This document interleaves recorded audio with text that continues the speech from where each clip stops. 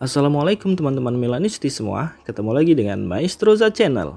Sebelum nonton video-video kita, jangan lupa untuk di subscribe dan tonton videonya sampai habis ya, supaya Maestroza bisa terus semangat berbagi info tentang klub kesayangan kita, AC Milan.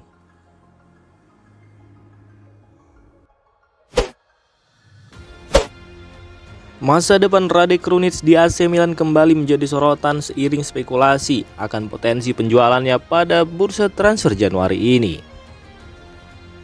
Menurut laporan Tuttosport melalui Milan News, Fenerbahce tengah giat memburu Krunic yang membawanya ke Istanbul. Meskipun mereka telah menawarkan kontrak 3 tahun senilai 3,5 juta euro bersih per tahun, total 10,5 juta euro.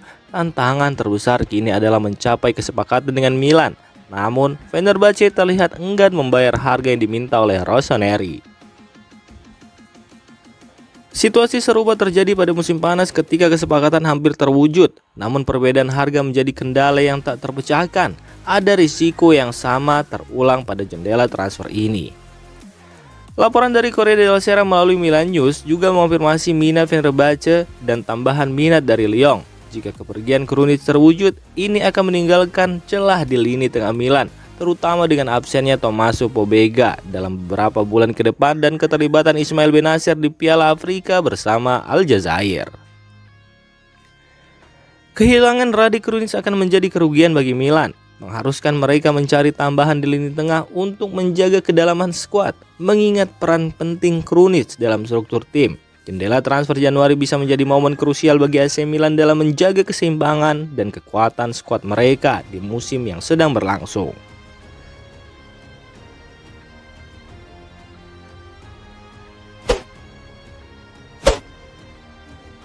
AC Milan berada dalam tantangan berat untuk merekrut Nayef Aguerd dari West Ham United. Laporan terbaru mengungkapkan bahwa selain Rossoneri, klub dari Arab Saudi dan AS Roma telah menanyakan kemungkinan kepindahan sang pemain. Milan sedang berjuang dengan cedera di sektor bek tengah, memaksa mereka mencari penguatan dalam jendela transfer Januari. Meskipun Matteo Gabbia telah kembali dari masa pinjamannya di Villarreal, Milan tetap mencari tambahan pemain belakang. Jurnalis kenamaan Eropa Fabrizio Romano melaporkan bahwa klub-klub asal Saudi telah mendekati West Ham untuk merekrut Aguerd, sebuah tindakan yang juga disebut oleh Dashmart Set dari Sky Sport. Namun, Romano menegaskan bahwa upaya Milan dan Roma terhalang oleh kendala finansial. Dengan West Ham menolak formula pinjaman, dia menambahkan bahwa Aguerd tampaknya sangat senang dengan kehidupannya sebagai pemain di Premier League.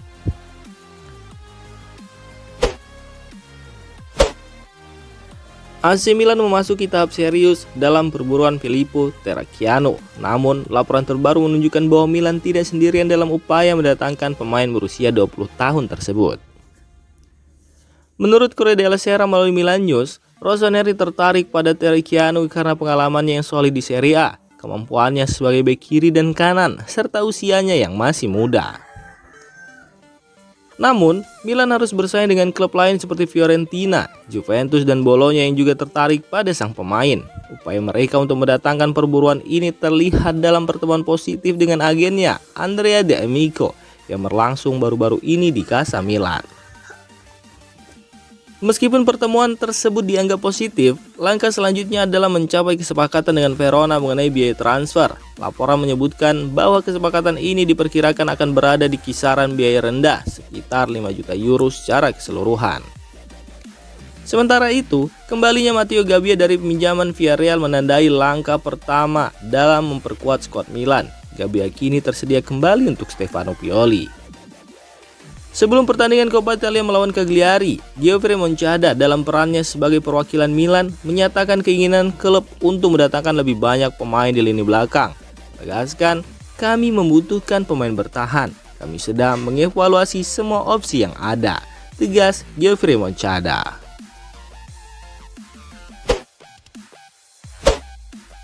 Perjalanan Rafael Leao dalam beberapa hari terakhir adalah contoh klasik tentang bagaimana seorang pemain bisa berada di ujung cemooh supporter hanya untuk kembali dengan gemilang dan meraih sambutan sebagai pahlawan lapangan. Kejadian itu terjadi setelah pertandingan yang kontroversial melawan Sassuolo pada 30 Desember lalu. Meski AC Milan menang 1-0, Leo meninggalkan lapangan dengan kecaman oleh sebagian supporter. Namun dalam pertandingan terbaru melawan Cagliari, suasana berbalik 180 derajat. Dalam kemenangan meyakinkan 4-1, Leo menciptakan pukulan terakhir yang mengesankan. Pemain sayap tersebut mengambil bola, memotong ke dalam, dan melepaskan tendangan rendah yang menemui sudut jauh gawang lawan. Gol tersebut menjadi penawar sempurna bagi Leo setelah beberapa pertandingan sulit. Walau sedang dalam proses pemulihan dari cedera selama sebulan, konsistensi produksi seperti yang ditunjukkan Leo sangat diharapkan dari pemain sekelasnya.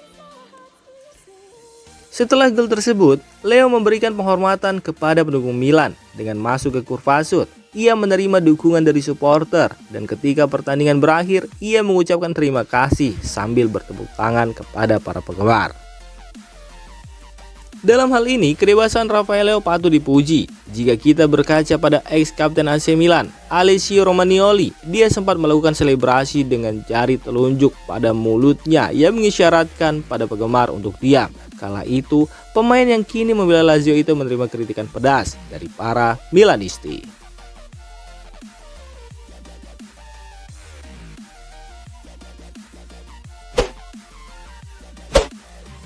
AC Milan meraih penguatan signifikan di jendela transfer Januari dengan kembalinya Matteo Gabbia dari masa pinjamannya di Villarreal yang telah dikonfirmasi.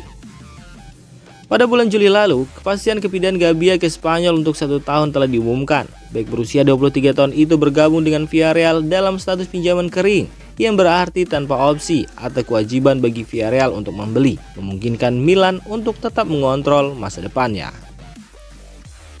Harapannya adalah agar Gabbia bisa mendapatkan menit bermain yang lebih konsisten di Spanyol.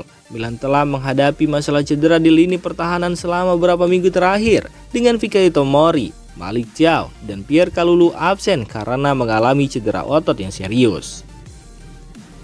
Kembalinya sang bek menjadi resmi semalam ketika ia tiba di Milano dan memberikan wawancara dengan Sky. Dalam kesepakatan terbaru, Gabbia menyatakan kegembiraannya bisa kembali ke klub yang ia anggap sebagai impiannya untuk menjadi starter.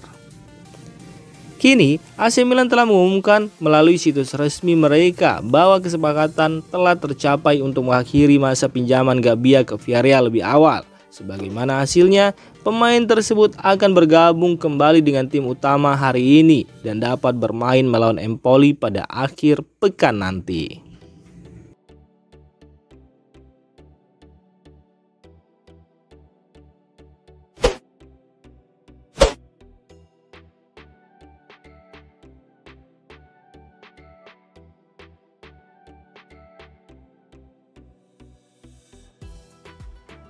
Demikian informasi dunia sepak bola terupdate hari ini.